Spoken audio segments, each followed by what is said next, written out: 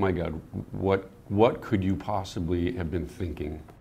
A retired Navy Rear Admiral reacts as an investigation begins of an officer on board the USS Stennis accused of trying to videotape women in the bathroom. This is the second such incident of inappropriate video in the Navy within just 2 months. New at 6, 10 News military reporter Bob Lawrence joins us now with how this all came to light. Bob. John C. Stennis is currently tied up at Naval Base Coronado. Now, this is the carrier when I was aboard it a few years ago. Navy Times reported the incident took place while the Stennis was training off our coast.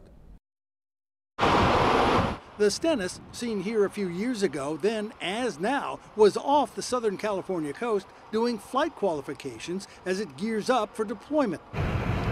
According to Navy Times, a lieutenant was caught standing outside of a female head, as it's called, with a cell phone held up to a ventilation grate. God, country, shipmate, self is the way this works, and what an embarrassment you have caused. Rear Admiral Len Herring, now with the Center for Sustainable Energy. He once served as the head of Navy Region Southwest, with thousands of sailors and civilians under his command.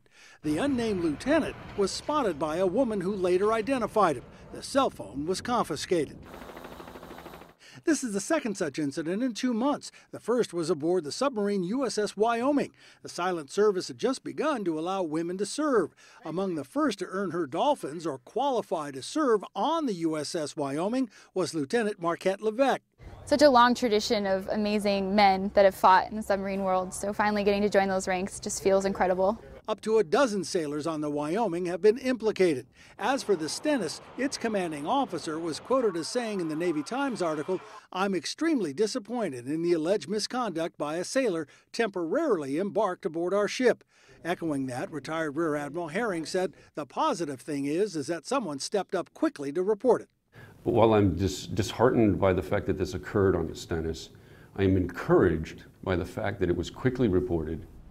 Now, the Naval Criminal Investigative Service, NCIS, is now looking into the incident. The lieutenant wasn't part of the ship's company. That is, he came aboard after the carrier left its home port in Bremerton, Washington. Bob Lawrence, 10 News.